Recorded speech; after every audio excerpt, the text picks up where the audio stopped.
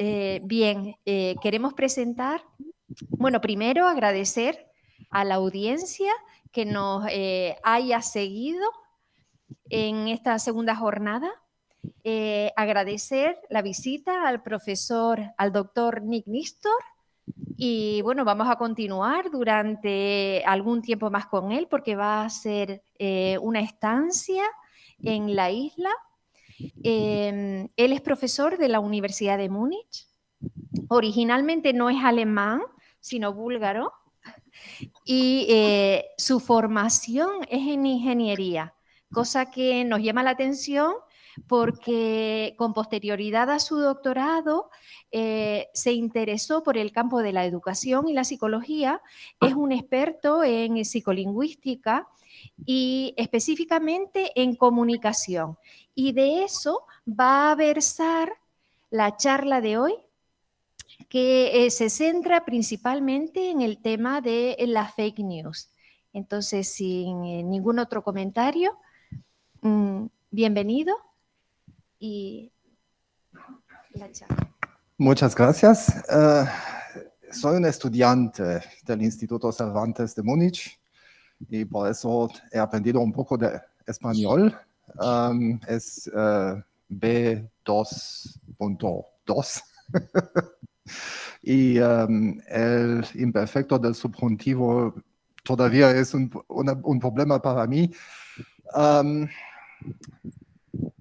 Tengo un poco de vergüenza hablar a un auditorio académico en español. Y por eso I will change to English. So I'm sorry. If you like to ask me something, please do. You can also ask me in Spanish. I will probably understand, but I think I will prefer, let's see, to answer in English. So, fake news. By the way, today I found out that I will have another PhD student on the topic of fake news. So it seems to be a very, very interesting topic for many people and many researchers. I have started doing research on fake news, I think 2 years ago. One of my students, a charming young man, has seduced me to supervise his master thesis on fake news. And now he's my doctoral student, not my first doctoral student, but my first doctoral student on fake news. And he's such a charming young man that all the students are very interested, and now they're coming to us, and asking, would you please supervise my master thesis, my PhD or whatever. So very many people interested, and not only at the university. Actually, I wanted to introduce this topic by telling you about, well, the pandemic, you know it. I'm not sure if everybody knows that the pandemic is also accompanied by an infodemic. Infodemic is a combination of pandemic and information, so it's a portmanteau, meaning that one of the probably major problems of the pandemic is the misinformation and the disinformation coming with all these problems of the pandemic. This is only one reason for which we are very interested in studying fake news from a psychological and an educational perspective. So it's mainly the psychology of fake news. And so this will be the focus of my talk today. And next week, I will continue with educational interventions for fake news literacy training. So for today, I would define the terms. So what is fake news and related terms? The main point is the question, who falls for fake news? There are some individual traits that would favor people falling for fake news. And in the same vein, the question, how do we process online news so that we might take, as a result, fake news for real news? So first of all, a few points that define the term of fake news that I picked up from different authors. First of all, fake news look like real news, like professional publications, even though they are not what. So it's about looking, it's about design, web design in most of the cases. What's missing is the organizational background and the quality insurance, quality management. So professional journalists or professional publishers would have quality management that ensures that what they are publishing is correct and of high quality. Of course, fake news publisher would not do that, or not entirely. And this is why fake news can be very misleading.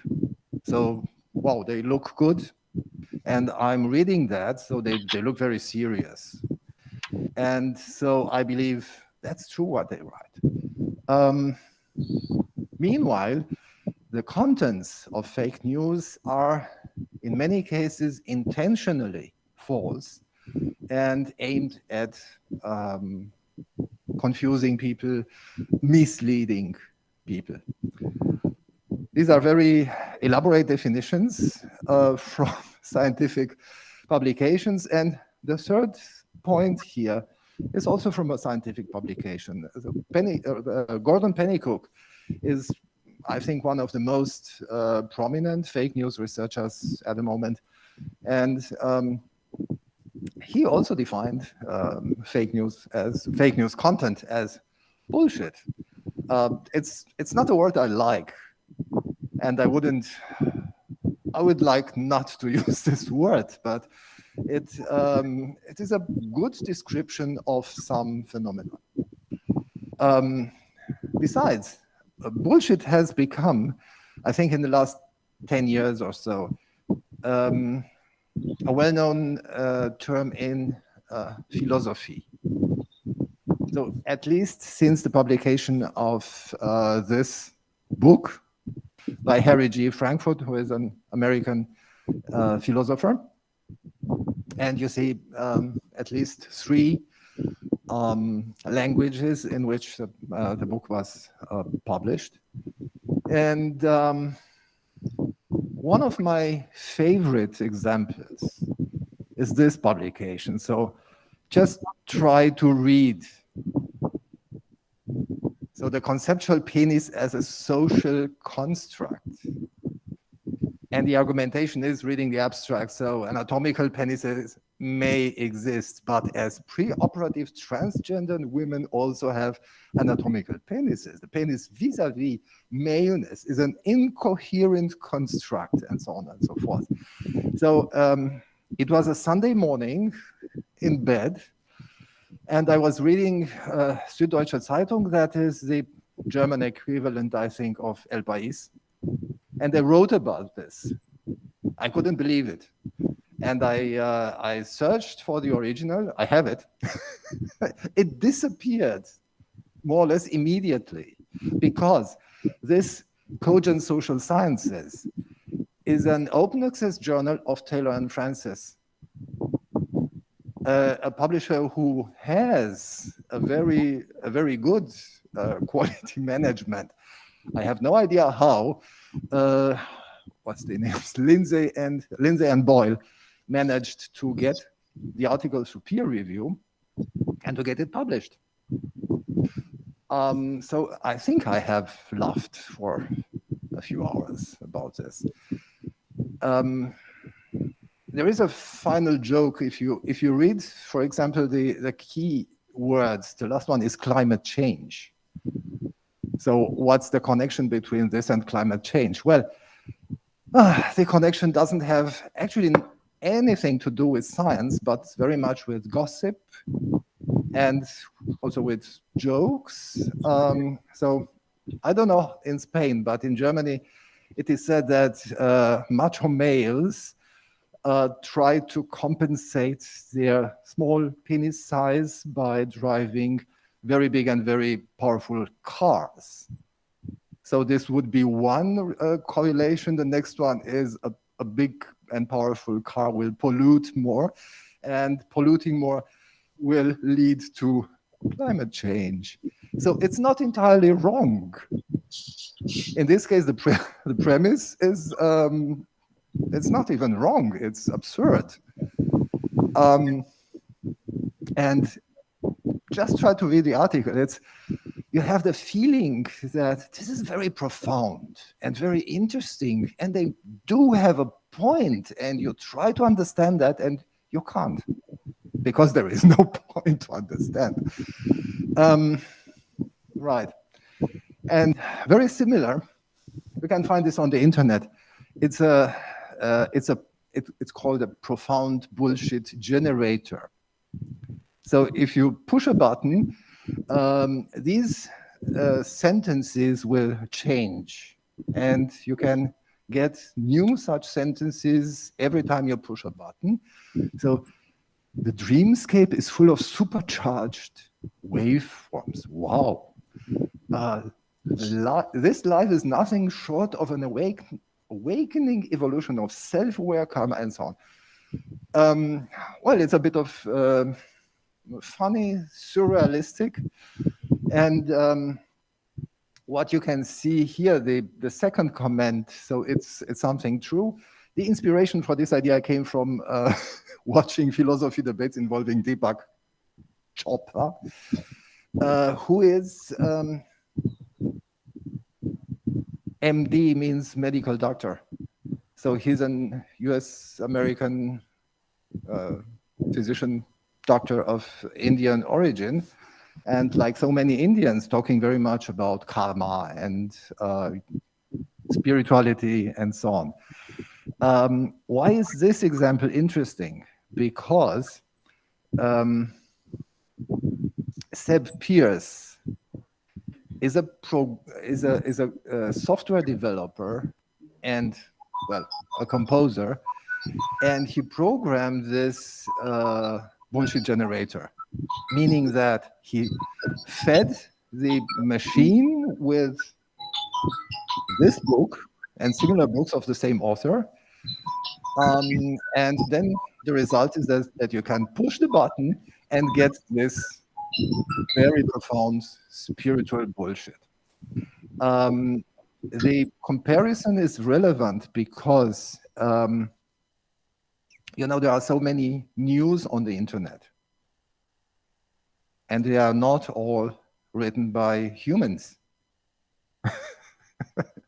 So technology is at the moment so far developed that you can feed the technology with something, whatever, and what comes out is something that may look very much like news, for example. There are also some very interesting studies of generating art, literature. And well, if you want to write in a surrealistic manner, that's easy to generate. And now, two examples of what we used for our fake news test. So I'm sorry for the German. These are screenshots, so they were not very easy, and it wouldn't have made very much sense to translate everything. So this is about a beautiful Russian ice skater who won an international contest, I think, in Korea. And it says Spiegel, that's a major German magazine, has asked for prohibiting ice skating in international contests because they said Germans didn't like a Russian ice skater to win. Do you believe in this? It's fake, right? What we can also see in the right upper corner is Spenden, that is donate. So you can just push a button and donate money for this whatever publication. And they're also advertising. So in the right bottom corner, it's a book about well, something also very spiritual. So right, it's the news itself and also everything around it that is, well, not very trustful. What do you think about this one? So it's about heart pacemakers. So if my heart wouldn't work right, I might get a surgery and a pacemaker so that the cardiac rhythm stays more or less constant. And the question is, how would my cardiologist access that device? It is possible now to connect such devices to the internet. And this is a very well-known term in computer science called the Internet of Things. So it's like the internet, but it's not people communicating with each other. It's also things. So you can have your washing machine at home while you're at work, and your washing machine would at some point say, I'm done. And you can read it on the internet, something like that. Well, and everything that is on the internet can be hacked. So hackers can break in and do something that you wouldn't wish. For example, with my pacemaker, who knows what happens? So it's very dangerous. It's a cyber attack, actually. Or would be. This is how it is worded. And then talking about cyber attacks, here is a little statistics from Germany. They have asked people, so which country do you think hackers are coming and cyber attacks are coming? And what they say is in red, what the real statistics are in blue. So people believe cyber attacks come from first China, second Russia, and third USA. And in reality, on the first place, it's Germany, for Germany, Eastern Europe, and China. Well, China is a big country, and you can find there quite everything. What do you think? Is this true?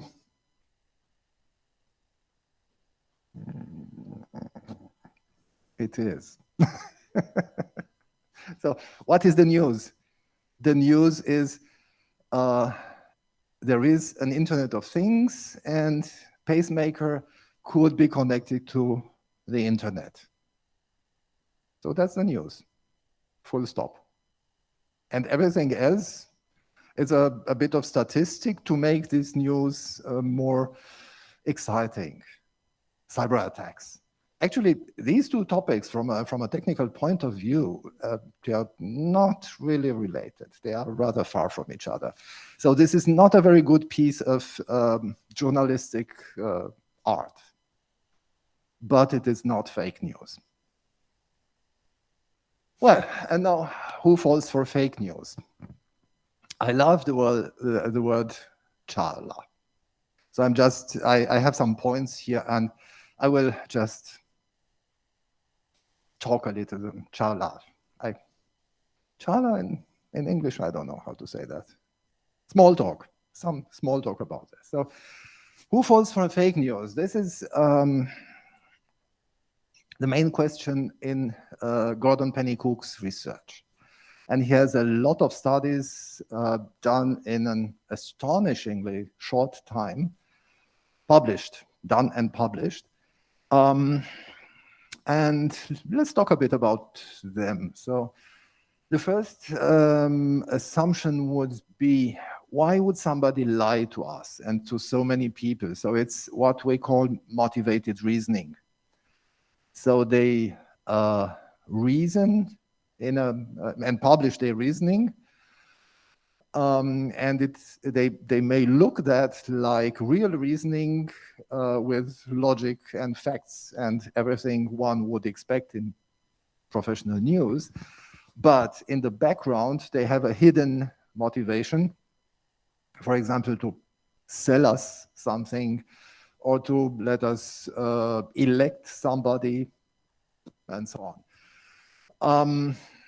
Well, motivated reasoning doesn't seem to be a very interesting topic for fake news research. It is, well, yes, it is interesting for communication research, but I think it is a more or less side topic in this domain. There are also individual traits like intelligence and level of education. Education doesn't necessarily mean how many years was I at school and with what were my grades. It's also about religion education. So do I go to the church or not? To which church and such things. Well, the results are not very convincing. So about intelligence and education level, it seems that really everybody can fall for fake news. Yeah, this is a pseudo or bullshit receptivity from Pennycook. So you see you've seen what it looks like, and Pennycook has shown with very large representative samples of participants that there is an individual trait that he called a pseudo-profound bullshit receptivity. So people are thinking, wow, that has a deep meaning. I actually don't understand it really, but that's very deep. And that calls for attention and believing and sharing with others. So it works very well like fake news. Relatedly, overclaiming own knowledge. So when I think I'm actually much more clever and educated than I actually am. So estimating myself and emphasizing my capacities, which is something like intellectual arrogance, as the opposite of intellectual humility. I think this is something that, so I've seen some studies about intellectual humility, not humidity, humility. And intellectual humility is correlated with an openness to other people's arguments and to learning. And it is expressed very much in dialogue, in communication, which makes it very interesting for my research too. Intuitive and analytic thinking. So this is one very interesting point here. Intuition sounds like a bit of magic. So, well, I have a look at that, for example, at those articles, online publications, and I would say, what do I see here? Advertising for an esoteric book. This is probably fake news. So I know that is an esoteric book, and I deduce that's probably fake news. So it's not exactly, it's not analytic thinking. It's a sort of intuition.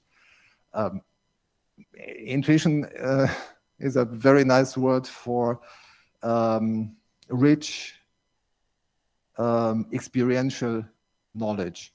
So I've seen many, many cases of something. And when I look at one new case, I find immediately some associations, some similar examples. And I remember the result in those cases, and I can say, that's fake news. For instance, it can be inaccurate, and it can go as well the other way around. So yeah, this is probably true, and actually it is fake news. Related to these, I would like to show you, when I'm done with this overview, 2 studies I'm working on. So starting with individual traits, on our way to understanding how online news are processed. Also, on the ground, there are some biases that will, first of all, influence the news processing. So, for example, truth bias. It's very simple. So if somebody tells me something, I would tend to believe this as a true, as simple as that. You tell me something, okay, I think it's true. Even if it's not, I don't know. Negativity bias. There are so many examples in the media. And we complain so often about that. Everything is negative, so nasty and tragic. And even if it's not a drama, many journalists would make a drama out of that. Because it is a fact. Negative news attract more attention than positive news. So beautiful images of little cats, of children doing something sweet. Yeah, this is also used in online journalism to attract attention, but they don't have the same success like drama. Repeated statements. It is actually proven then that repeating one information would make recipients believe it more. So you hear one information once, okay, maybe I have a truth bias, and I say, oh, okay, if they say so.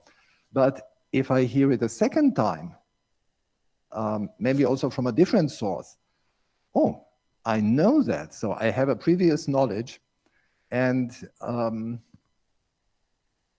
just making this connection to my previous knowledge, this will make an illusory truth effect. Also confirmation bias, which can be very nicely explained by the theory of cognitive dissonance, which I'm sure you know. When we have to pick up information from, I don't know, the world, we have also previous knowledge with which we compare this information, and we will prefer new information that is in line with our previous knowledge, because that is a consonance, and if they are opposite, it will be dissonant, and consonance is pleasant and dissonance is unpleasant, so this is why we avoid contradiction and dissonance. The consequence is naive realism, meaning that we develop an attitude like what I know is the truth, so that's why realism. And if you try to tell me something very different, I won't believe you. So you're not experts, so I would do something to discard the information source in order not to have to believe it. And finally, filter bubbles and echo chambers. Filter bubbles are, first of all, technical concept. So a filter bubble is what Google creates. So it is a very nice discussion with doctoral students who are very thorough in describing their information sources when they do a literature review. So I used Science Direct and EBSCO and whatever, and Google Scholar with these and these keywords. Google Scholar is not an academic database. And that's the smallest problem. The problem is actually that Google Scholar provides individualized content. So Google would remember what you have searched for, and from so many information, they would choose something that you already know. It's nice, it's comfortable. You can find some things that you really need faster. But if you will search via Google Scholar on your computer something with some keywords, and then on, on my computer, the same thing with the same keywords, you will get different results from my Google account. And this is a filter bubble. The term bubble, I think I've learned it 2 years ago as I was stranded in New Zealand on vacation. And the New Zealand government said, stay in your bubble. Stay with your family, so in your usual environment. Don't get out of that bubble. So this would be an example what a bubble may be. And the filter bubble, so what's the filter? It's an information filter. So Google is actually a very, very large, very complex, and very, I would even say, intelligent information filter. And the combination creates something like echo chambers. People living, acting together, and confirming each other's views. So they know the same because of the filter, and they would give each other confirmation, and thus a very actually pleasant state of mind. So I told about that yesterday, still amusing me. So if you've seen the movie Don't Look Up, there were 2 predictions. One prediction was the US president will end up eaten by a Brontorok. And the other one, that was for Meryl Streep. And the other prediction was for Leonardo DiCaprio, you will die alone. And the first prediction is true 22,000 years later on a very, very different planet. And it works. And the second prediction not. And not a few weeks later and in the same world. Well, that's the point. Both of them didn't live in the same world. They lived in different bubbles.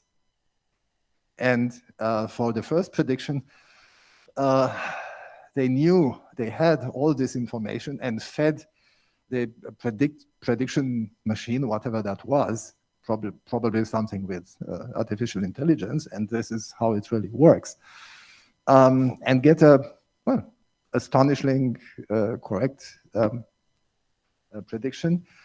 And for the other one, not, because they probably didn't. So that person played by Leonardo DiCaprio did not fit into the pattern.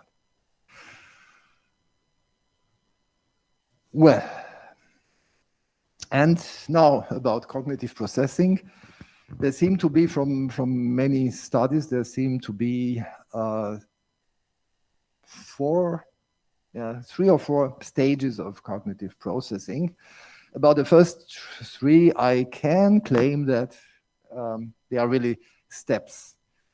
And the fourth, I don't know. So first of all, reception. So we have to perceive those news. Secondly, acceptance. So somehow we need to accept this information. And then we integrate the news into our cognitive networks.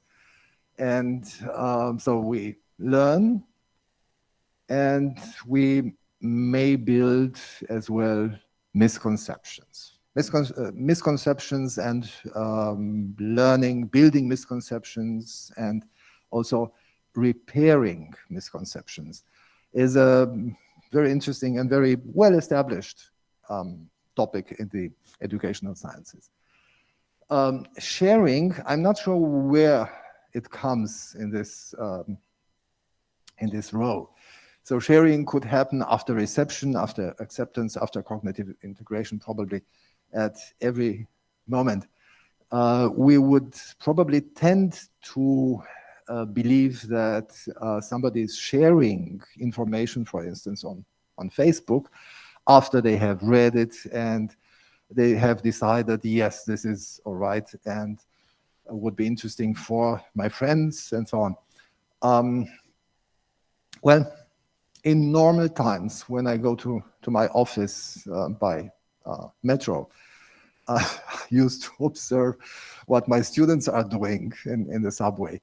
And they use their smartphones, have earplugs, and do something which is very often Facebook. So scroll, scroll, scroll, share, scroll, scroll, share, share, share, share, scroll, and so on. So they didn't seem to think very much about this. So it doesn't seem to be a reasoning behind that. And Gordon Pennycook has also a study with a title approximately something like no motivated reasoning, but just lazy, meaning that people are a bit lazy and don't think very much about one thing, and they just share. Well, an interesting point is anyway cognitive integration. ELM stands for Elaboration Likelihood Model by Petty and Cacioppo. It is a very, I think, important model in social psychology under the topic persuasion. And they show that depending on some factors, an individuum can choose between levels of processing. So they can process information without investing too much time, without spending too much time for that. And that is likely the intuitive level. So if they have enough experience, we can speak about experience, but that is connected with expertise. And analytic level is, well, thinking about everything and comparing and doing something logically, mathematically sound, which is very effortful and not always possible. And if I were a fake news provider, you never know what people do to earn a living, I would design fake news according to these processes. So I think there would be a design for reception, for example, emphasizing negative aspects in order to attract attention, design for acceptance, so sending similar, consistent fake news to a group of people. It is already known that this works very well within a filter bubble, and that's technically no problem to do.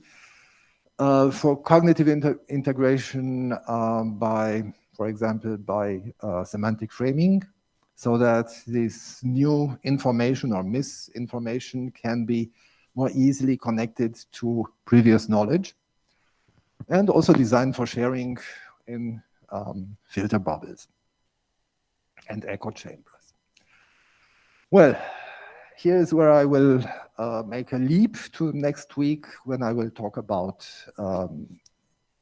interventions against fake news, and I will present 3 studies. Today, only 2, and I see I have some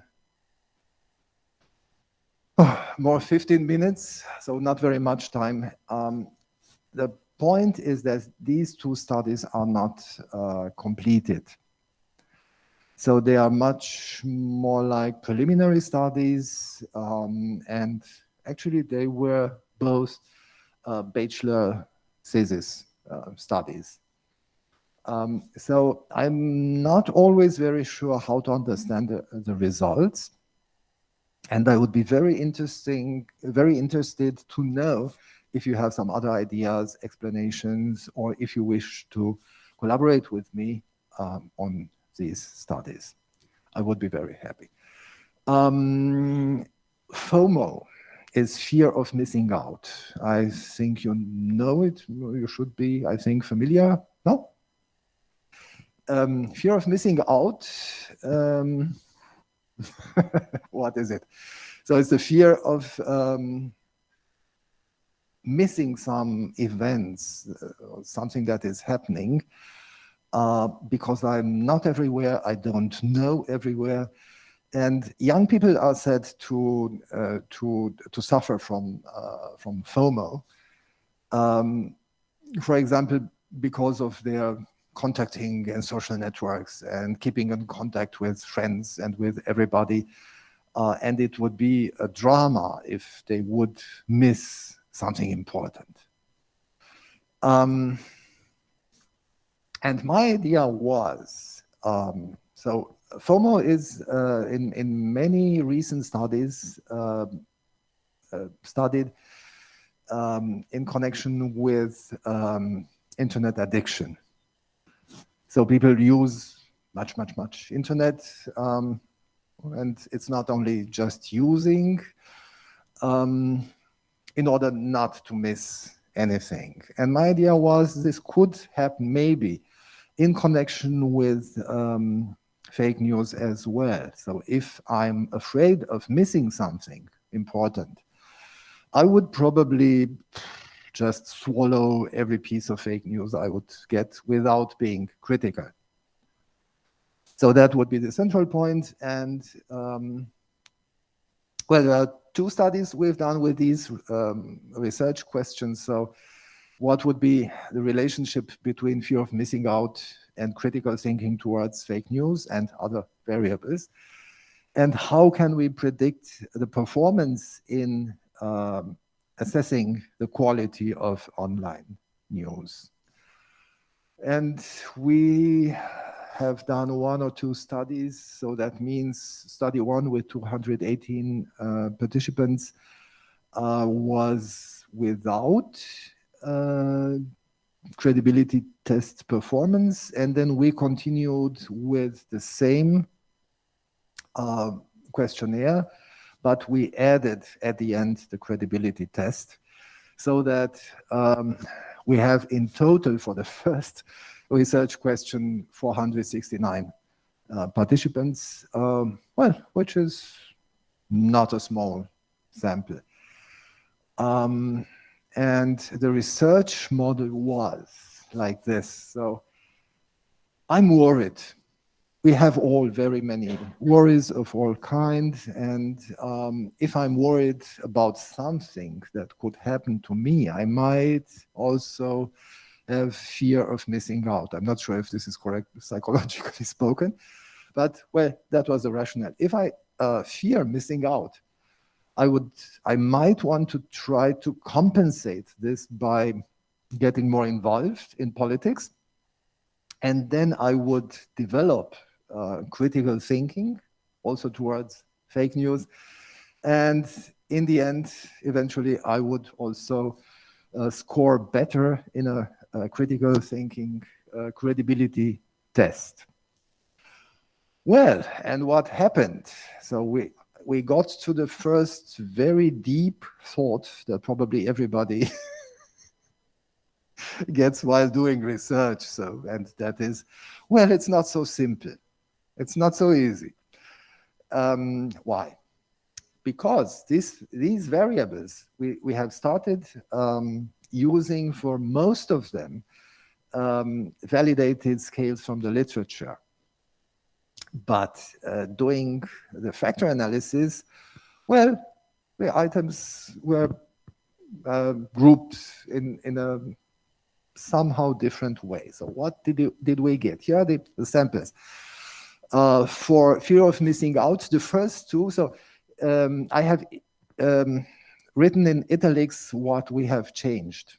So the first two are two items from that well-known researcher from Great Britain with a Polish name, Przybylski. I'm not sure if anybody can pronounce that correctly. He has a very well-known FOMO scale, and these are two items from this. And the other two items were about interest for politics, and they factorized together.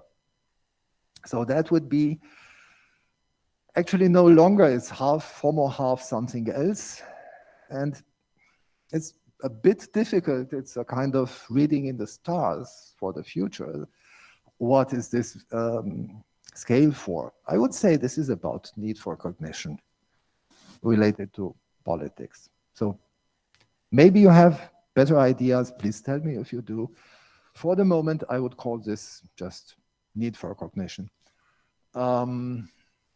Political interest, they're also a bit strange. So I'm interested, I'm competent, I learn about politics, I find them interesting, I like to learn, I want to understand. So I would say this is a learning orientation, maybe rather than political interest. Political interest as well, but a bit more than that. Critical thinking got separated into two scales, and this one is about source checking. This is not a question. It's clear that all items are about source checking. So where do my pieces, all the pieces of news I get come from? And the other one is online trust. I think this is also very clear. So somebody would practically believe anything. And the result was actually very similar to the original research model. Worry, A and B, was not very important. You can see for this FOMO scale, explained variance 4%, which is practically nothing. So worry is practically not significant, or not so significant. But we have a strong connection between FOMO, or need for cognition, and political interest, or political learning orientation. That also explains a fair amount of variance, 42%, and with what's that? A strong correlation, I think. So the regression coefficient 0.64. And then the two results, critical thinking, so we could predict well, I think, a sources check from political interest, that is from political learning orientation to sources check, which I think is not trivial. And this is at least one interesting result. And altogether, this is more or less similar to the original research model. And it has this more or less large, or moderately large sample. And then how to predict test performance. We just took the entire model and looked at what is a predictor. critical thinking, as we thought, is indeed a predictor, but it's not significant, although moderate. So that means if I think critically, that would make my performance worse. I don't know. I don't have an explanation. So maybe it's just being skeptical about everything. Very much like the hypothesis, from political interest to test performance. So if I am learning-oriented, I will also perform better in the fake news test. And another strange result from financial worries to test performance negatively, significantly.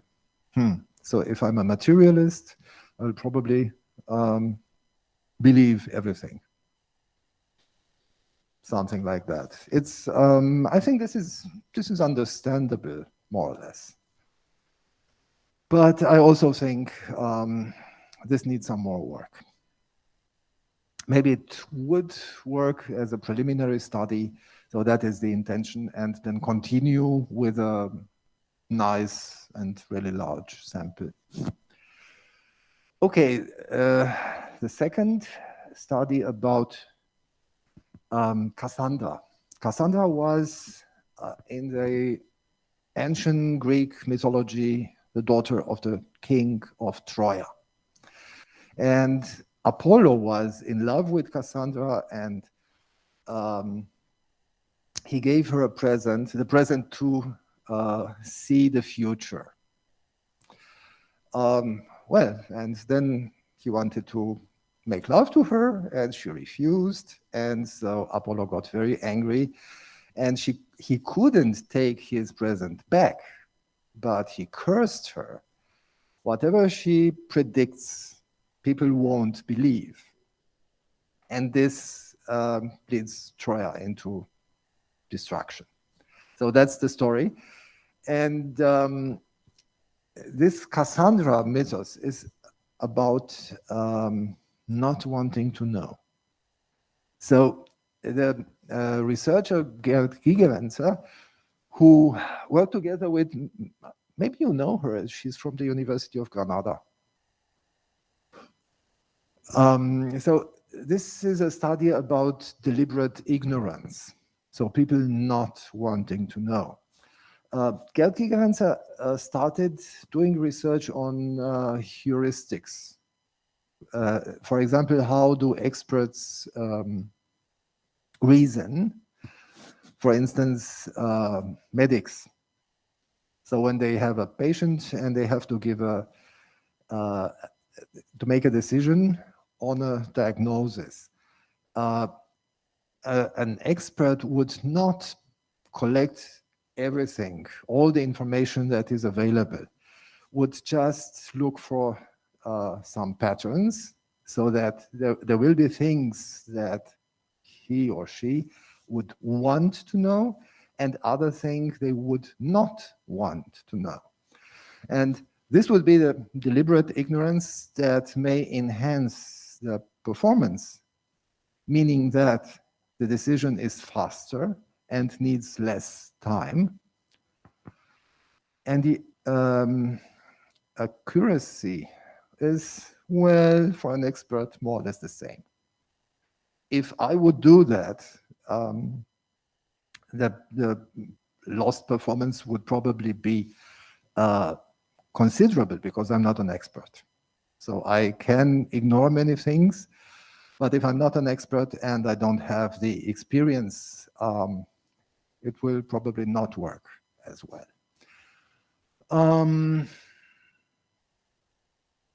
Yes, and in short, for long results, we have tried to see, first of all, to what is the prevalence of deliberate ignorance.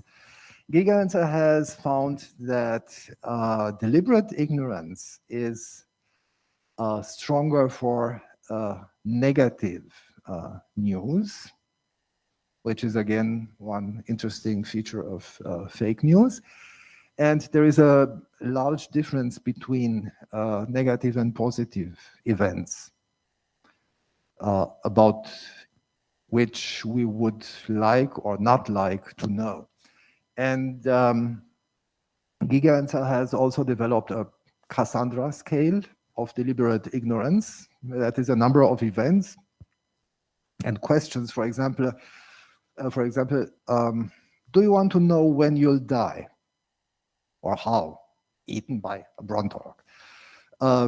If you have a baby, would you like to know what it is, boy or girl?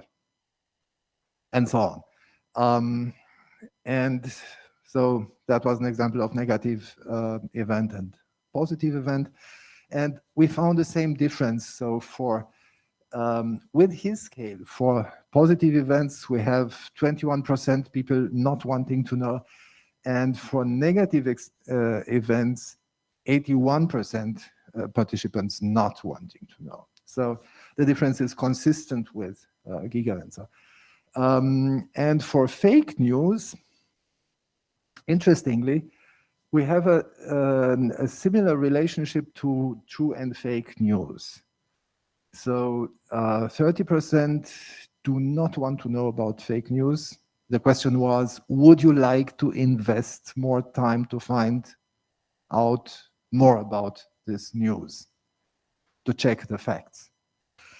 And for fake news, 30% didn't want to know, didn't want to invest time, and 18% didn't want to invest time to know more about true news. The explanation is, well, I don't have actually an explanation. It could be that fake news are more negative than true news. So I would have to control for negativity, which I will do as soon as I'm home because we have this, this item. Yeah. And relationship between Cassandra scale, which assumes deliberate ignorance is an individual trait. And I'm a bit skeptical about that. So I think we are very context dependent. So we want to know or we don't want to know depending on what.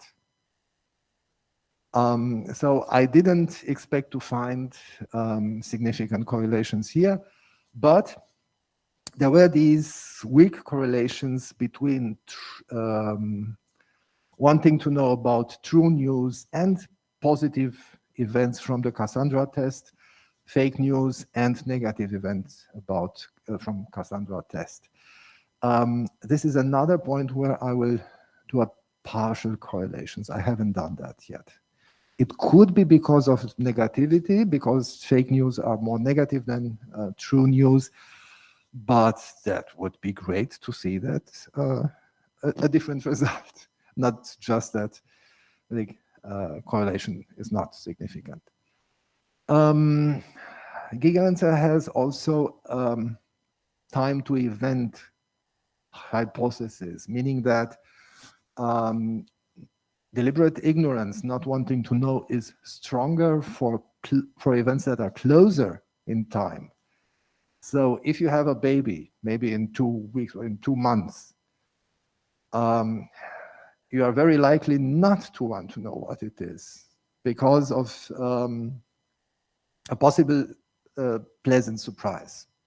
And if this surprise would be lost, that is an anticipated regret. Oh, I know it's not a surprise. Okay. Well,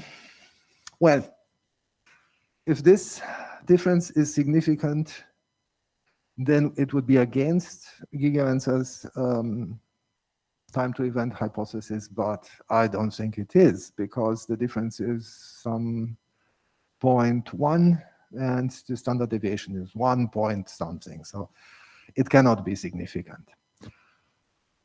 And about predicting deliberate ignorance, or wanting or not wanting to know.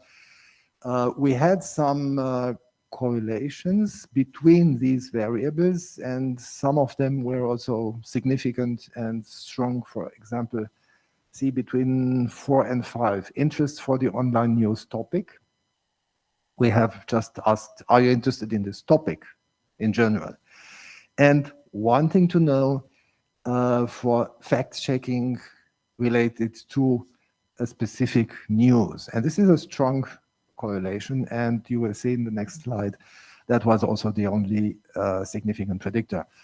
And so we have two groups of variables. So interest and previous knowledge, they correlate together.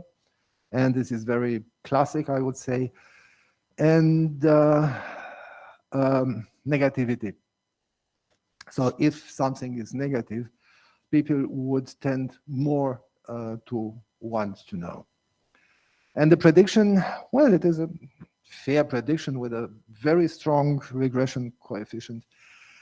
And 56% explain variance, but I'm afraid this is a bit inflated by the possible confound between wanting to know about a specific event and interest to this topic. So I'm not sure how our participants have understood this difference. Well, that was in brief the presentation for today. Ooh, I'm 6 minutes late. Do you have any questions? Do you have time for questions, first of all? And do you have any questions or suggestions? Or... Sí.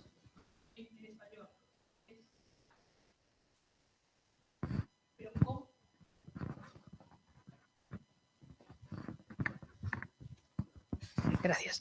¿Cómo afecta a todo este fenómeno de las fake news la ideología, la falta de conocimiento o exceso de conocimiento sobre ciertas materias, el miedo generado, por ejemplo, ahora a contagiarse con el COVID? ¿Cómo influye todo eso, de verdad, ¿sería necesario tener una cierta censura en las cosas que se publican? ¿Quiénes serían? Bueno, es que son un montón de preguntas. ¿Quiénes serían los censores o los encargados de regular qué información publicar y cuál no publicar? Son muchas preguntas las que me surgen. Yes, thank you very much for these.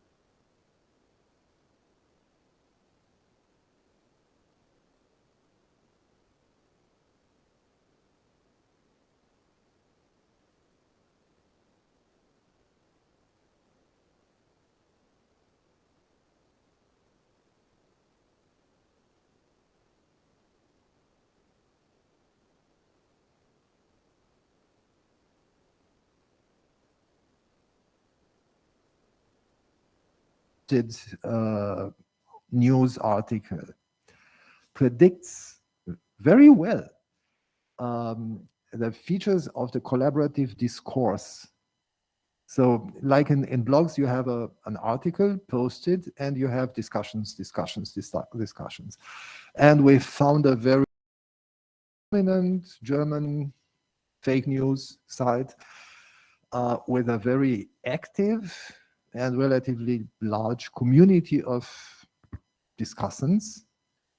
And we grabbed those discussions and analyzed, and these are very interesting results. And my point is, maybe in these discussions, we could do something, just let maybe a human, maybe a bot automatically put some kind of statement or question that would lower this echo chamber effect.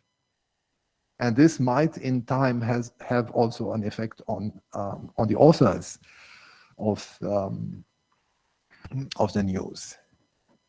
Well, these are just a few ideas. We are at the very beginning still.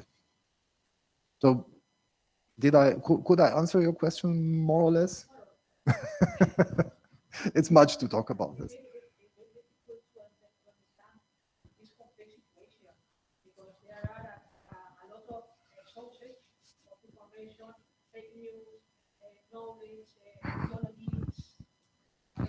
Yes, it's a very large and very complex system, and it's not easy to make an intervention that immediately or very soon influences the entire system. But we have some ideas, and next week I will talk about that. Some other questions?